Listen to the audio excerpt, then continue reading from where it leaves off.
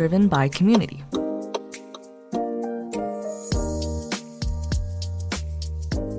Hello and welcome back to another episode of Driven by Community, a Modo car share podcast. We're more than halfway through 2026 and summer is in full swing. For our July episode, we highlight some wonderful organizations that help you get out into community for connection and fun. We first sit down with Carla and Suki from Red Fox Active Living Society, and they give a wonderful overview of the work they do supporting children and youth in the community. They also share some heartwarming stories about connection and growth. Next, we're joined by Nick, the Executive Director of Public Disco, and he takes us through some of their upcoming events and what it takes to create a welcoming community space. Lastly, we have Clea from Still Moon Arts Society tell us all about what Still Moon does and what community events they're looking forward to this season. Let's jump right into this month's episode. Hi, I'm Kelly from the Modo marketing team, and we're here today joined by Red Fox. Thank you so much for coming. Why don't you guys introduce yourselves and tell us a little bit more about Red Fox? Thank you for having us today. So my name is Suki Chuan, and I'm the program manager at Red Fox Healthy Living Society. Hello, thank you for having us. My name is Carla Gonzalez, and I'm the communications manager at Red Fox. So at Red Fox, we create opportunities for children and youth to be active, build leadership skills, and develop meaningful connections with their communities. Our goal is simple but powerful, to transform the lives of children and youth who face barriers through the power of recreation and mentorship. We work primarily with children and youth, including Indigenous youth, newcomer youth, racialized youth, and families living on low incomes. Great. Yeah, so Modo's been partnered with Red Fox for a little while now. It's always great to see you guys load up a passenger van with a bunch of kids and take them out to do like activities in the community, whether that's like them on the pogo sticks, them playing the different games that you guys have. So it's really great. Thank you so much for being here today. Well, just say that Modo help us to deliver the programs, because to get to the parks, it can be a challenge, and Modo helps us so much in that area because we put the kids in the band. They have a good time in the band because they're very excited. They're beautiful bands. They are chatting in the band, and so it's like a big trip with your friends and with your mentors that are kind of their friends. Also your buddies, yeah. Exactly. So it's been great having Modo with us because it helps us. It's one thing less to worry about. Yes, for sure. And focus more on what is important, that is the connection with the kids. You mentioned a little bit, but inclusivity and community really seem like core elements of your purpose and the programming that you guys do. Can you expand a little bit more about that? Yeah, definitely. I also wanted to add... Red Fox was started 20 years ago by our fearless leader, founder and executive director, Emma Sutherland, with the belief that every child deserves access to recreation and positive role models, regardless of their family's income or circumstances. So what makes our model unique is that many of our staff members and youth leaders began as participants in our programs. We call this our youth leadership continuum model. And so our participants, they have an opportunity to be junior leaders. So the ones that show that they really love what Red Fox does, right? The circus arts, the sports, the games. From participants, they go into a junior leadership position. From the junior leadership position, they go into a youth leadership position. Youth leaders will then go into our youth internship positions, and they're program facilitators. And then from program facilitators, they can actually move into program coordinators. So a lot of our staff members today have actually gone through our Red Fox youth leadership continuum model. So they really know what it's about, and it really fosters the ability to grow and stay within a community, which is really nice. Yeah, it does. And to touch on the inclusivity aspect, I shared this earlier, but Red Fox really focuses on youth at risk. Red Fox creates this really special community where, hey, come as you are, but we're going to give you the skills and the leadership opportunities to contribute and give back to community. Right. Amazing. And so are you guys just in Vancouver, or where are you guys mainly operating out of right now? Red Fox delivers our programs in, I believe, 6 municipalities at the moment. We're in Vancouver, New Westminster, West Van, North Van, Surrey, Maple Ridge. I think that's 6. That's 6. Yeah. Yeah. Great. Yeah, we're doing a lot of good work. It's a safe space, and I have seen a lot of kids coming as an immigrant, and they found a safe space where they can pick up the language, because for some of them it's the first experience with the language. And they land in this country knowing nothing. We have this girl in US. She came from Afghanistan. She didn't speak English. She only was able to say hello. And after being in the program in a very safe space, she picked up the language, and she doesn't stop talking now. That's great. That's very lovely to see. So speaking about some of your programming, can you maybe go through maybe specific programs that you guys do to help the audience kind of get a better understanding of like what a kid would experience if they came to a Red Fox program? Yeah, absolutely.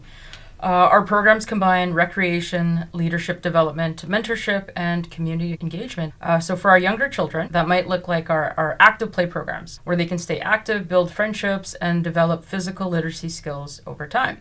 So an active play program usually happens after school. And we run programs all over Metro Vancouver. And a group of 25 to 30 children after school is, they're listening for that bell. Let's just say it's a Monday.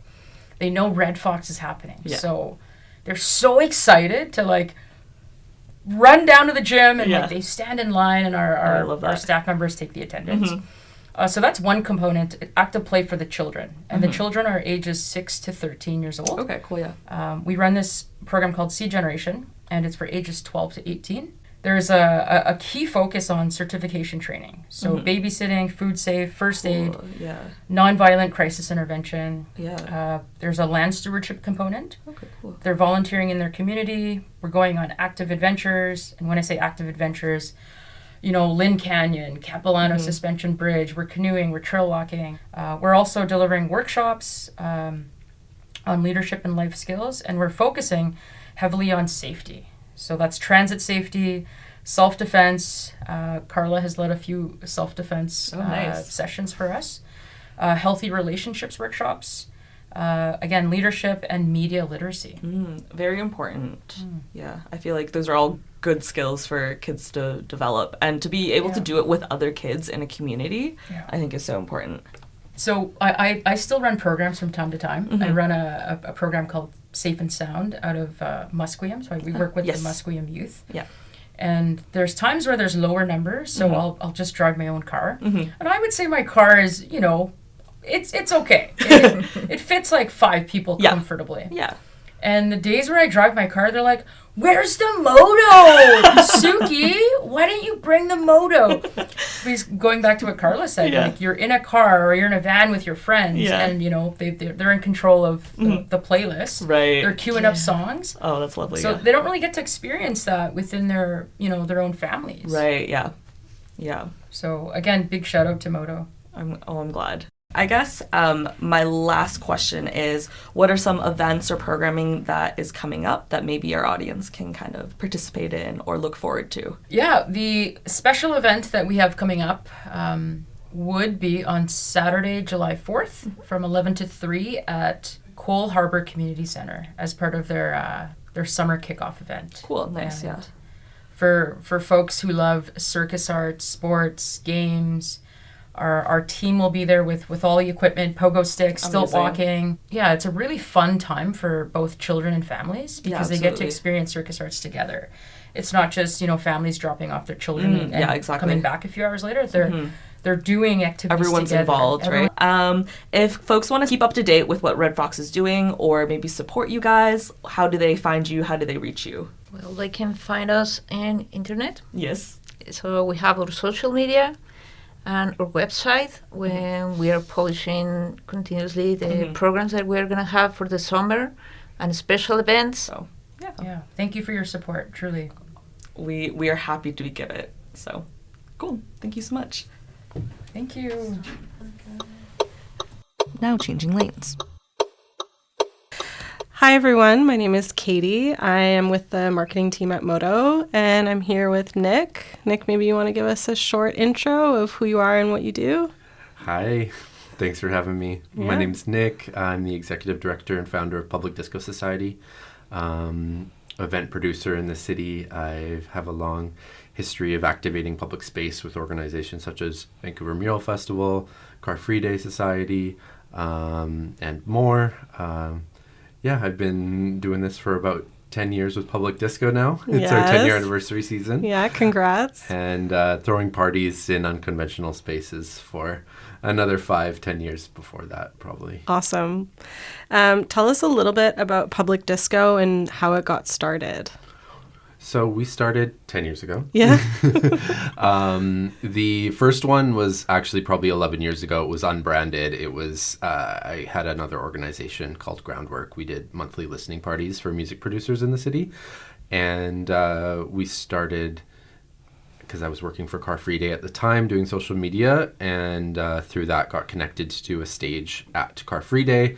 And then Vancouver Mural Festival was a new thing. And so they were like, oh, we see you could do things that would help us kind of bring the vision of Mural Fest to life, which was like a little bit transformative at the time in terms of the sort of animation of public space that kind of just took it a little bit further than the predecessors before that, such as Car Free Day, just to be like, okay, how can we really reimagine laneways and nooks and crannies of the Mount Pleasant neighborhood in particular.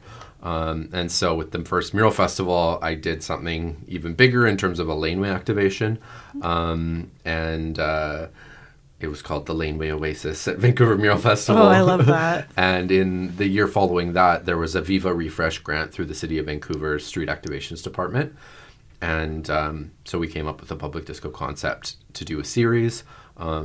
That program was so essential in getting us started, and a few other kind of public space activators. There was, I know, Mahjong in Chinatown, and there was a ping pong pop-up that happened around the city. Yeah. That sort of incubator was really cool to get us started along with these other folks. And then from there, we just kind of had the support of the City of Vancouver, which was so huge, and these other organizations that weren't seeing us as competitors, but rather partners. For sure, and so the relationships kind of snowballed from there. And now look where you are. Yeah. 10 years later. It's so cool. I'm a huge fan. I've been going to Public Disco for a while. I'm really curious, when you're curating the space, what goes into creating that welcoming and then super public space? You mentioned you're looking at little nooks and crannies in the city. What do you think is important to bring to create that welcoming space? Yeah, I think it changes depending on what type of event we're producing, but right now what's coming to mind is the free and all ages events, because that's where we really want to be an intersection with the public. And so what I want to create is not just like an event space within the city, but like the plaza of my dreams that feels permeable, and like, you know, we don't have super tall fencing, because I want it to feel more like a patio in a plaza than like it's this gated in event environment. Right. And I think that those little details are for often sure kind of not thought about in just how an event kind of takes over a space rather than enables sort of just this feeling of, oh, this was just here, and maybe it could always be here if we imagine that. Yes, permeable boundaries. Yeah, I think that's a big part of it. Obviously, there's so many layers. Public Disco, as a queer-run organization, most of our staff is either queer or female, and so we're trying to create spaces that are safe for us, and so that means creating spaces that are full of, you know, queer celebration and where people feel like they can be themselves. The decor is fun and vibrant, honoring kind of the roots of the discotheque in being a space that is mixed and celebratory, where people come together no matter their race or background or sexuality, which is kind of the origins of this culture. For sure. In, you know, the 70s and 80s. But I would say over time, some of the spaces within, say, electronic music, which is kind of the evolution of disco and house music, is often, I was realizing, was very straight dominant, was very white dominant, was very male dominant.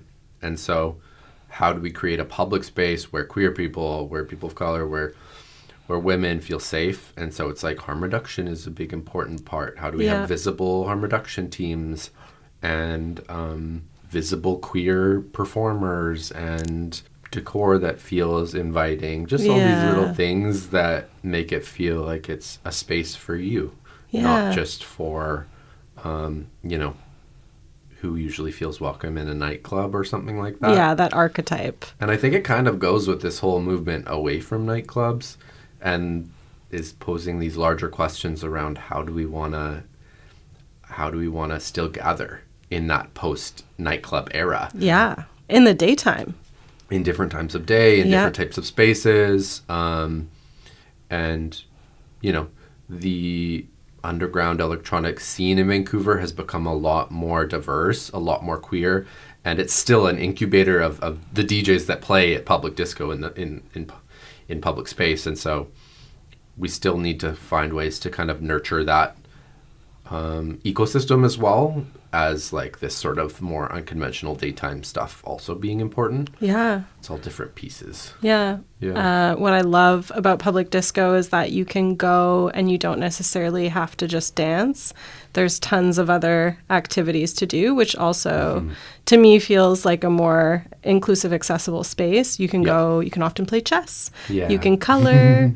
There's like more calm sensory spots, which just feels really fun.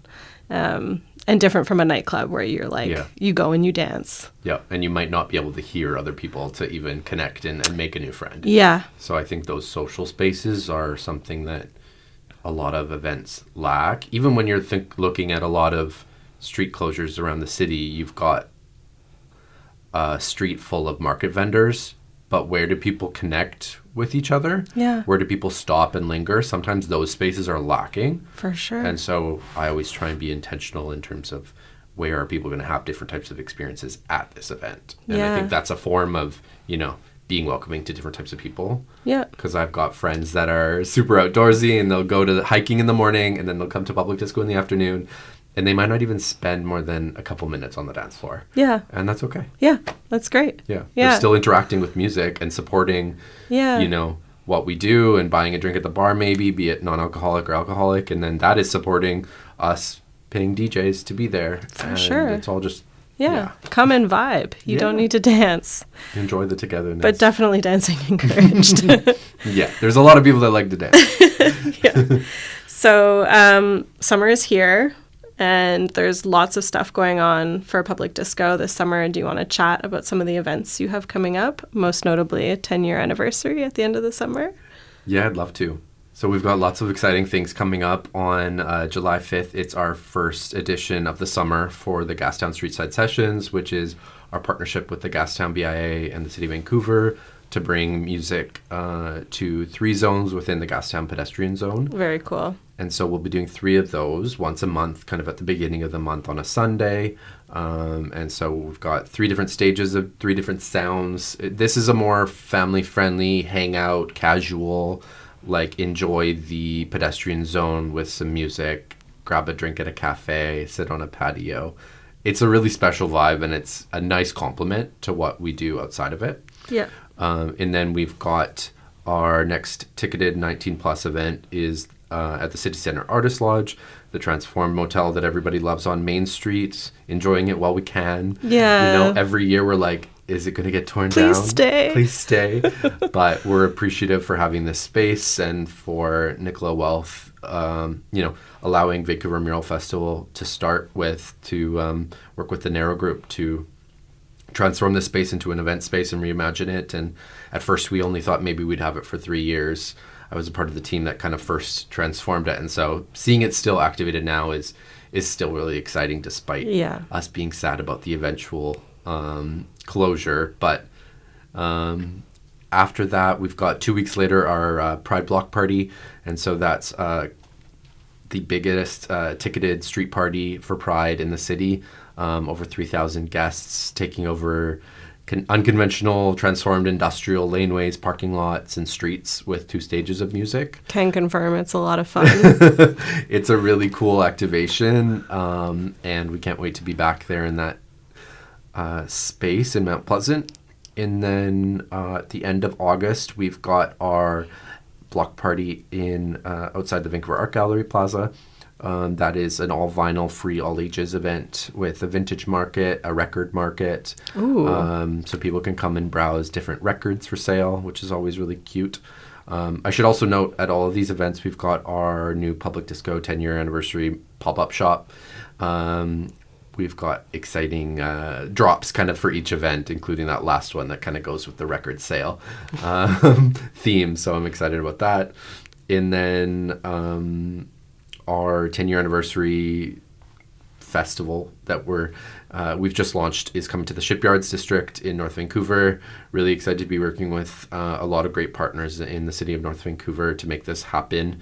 It is a 19+ ticketed event with 4 international artists, 5 out-of-town artists, 2 stages of music, kind of our biggest production level yet. So we're excited to do something. In a big new space, it looks like. Yeah, in a big new space. Yeah. So that'll be really fun to take it to the next level a little bit. And I should say all of these ticketed events, we have accessible tickets available. If anyone wants to email hello@publicdisco.ca, they can request accessible tickets. And we try and keep prices as low as we can to make it accessible regardless.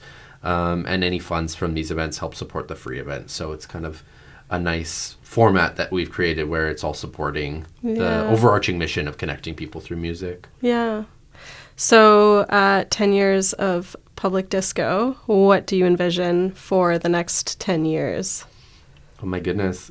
I think I really wanted to hit this moment at 10 years where Vancouver could see itself a little bit differently than it did 10 years back of, despite the catchy news articles of still calling us a no-fun city, I think we can say between there's us, a little bit of there's fun. A lot of fun happening. You just have to find it.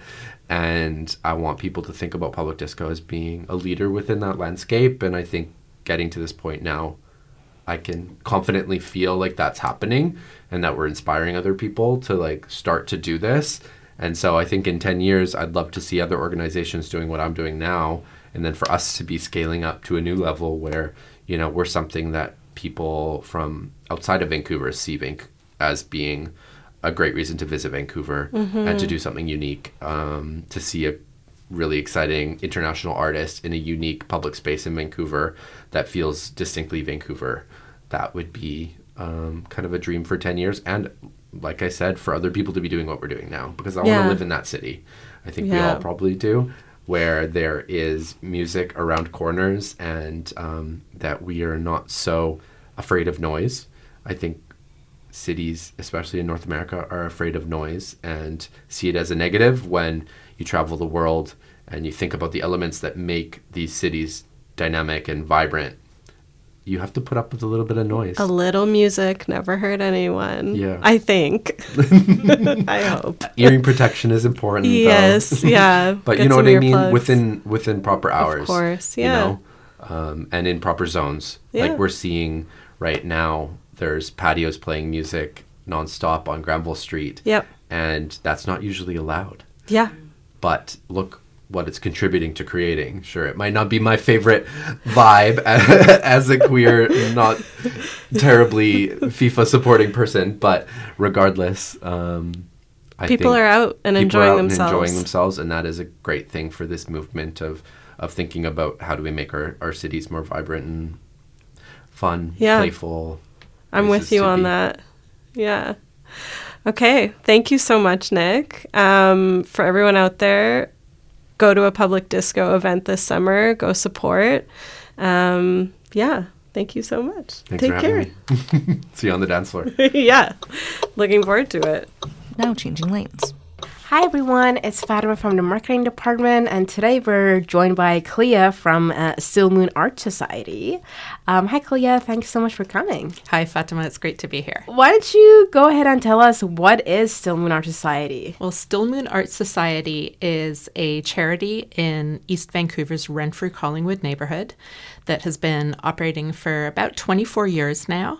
We are an organization that brings together community, art, and nature around the Still Creek watershed, which is the creek that runs all through Renfrew-Collingwood and the Renfrew Ravine, which is a kind of hidden jewel in East Vancouver.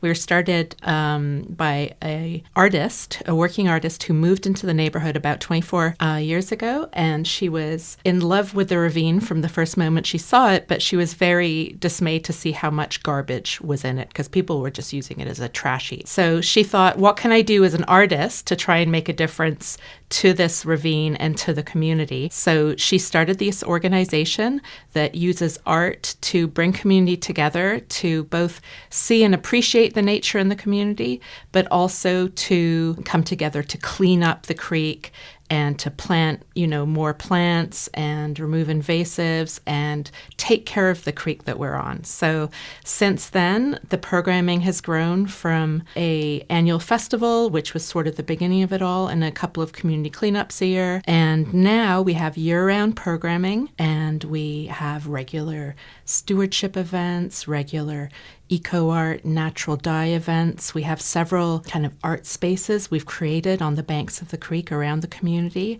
And yeah, we're still running our festival 24 years later, the Renfrew Ravine Moon Festival, which will be coming up this fall. Nice. Can you tell us when the festival started and what's the history of the festival itself? Yes. Well, the festival was started by Carmen working with other people in the neighborhood who were kind of like-minded, really interested in cleaning up the creek and connecting the community to the ravine, and also people who love the arts. So at the heart of the festival since the beginning has been a lantern installation, which is right in the ravine on the banks of the creek among the trees. It's really beautiful.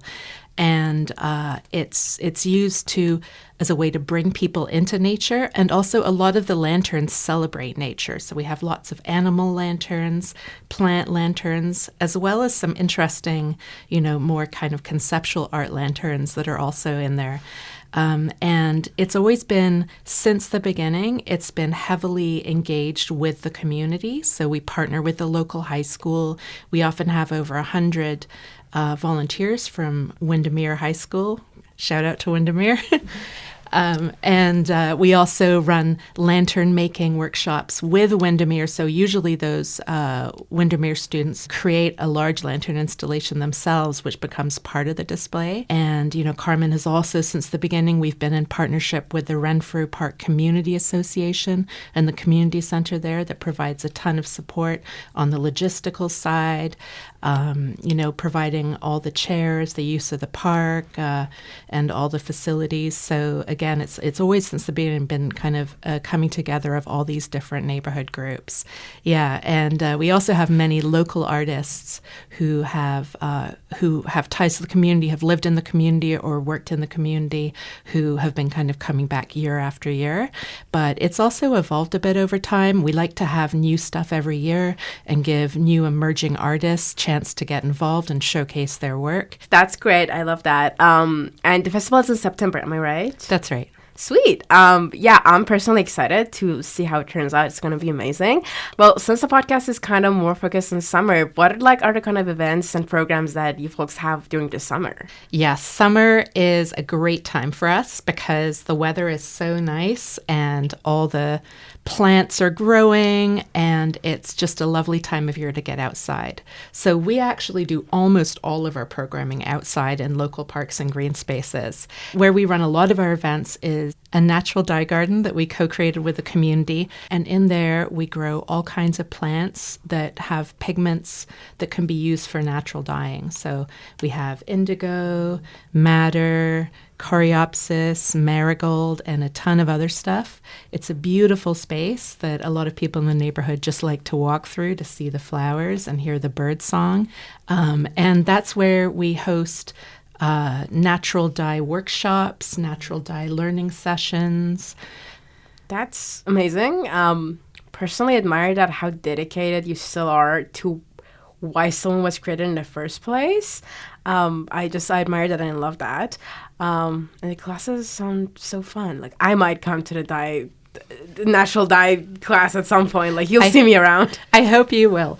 Almost all of our events are free too. As a charity, we have some government funding, and also we're very grateful for donations we receive from the community that helps to support our work. So I encourage anyone who's interested to look us up and see what programs we have on offer.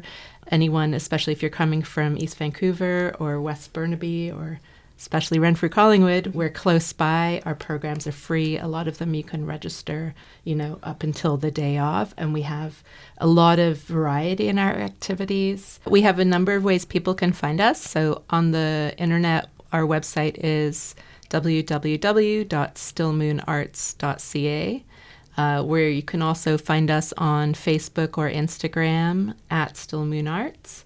And we're also on Eventbrite. It's amazing. Well, thank you so much for joining me today. It was a pleasure talking to you and get to know more about Thanks. Yeah, it was lovely to be here with you today, too. That's all for our July episode. As always, thank you for listening. Driven by Community is brought to you in partnership with the Cooperators.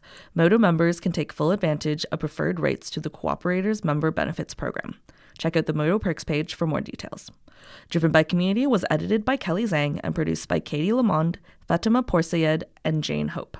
If you have any feedback or suggestions, we'd love to hear from you. Just email podcast@modo.coop. See you next month, and until then, thanks for sharing.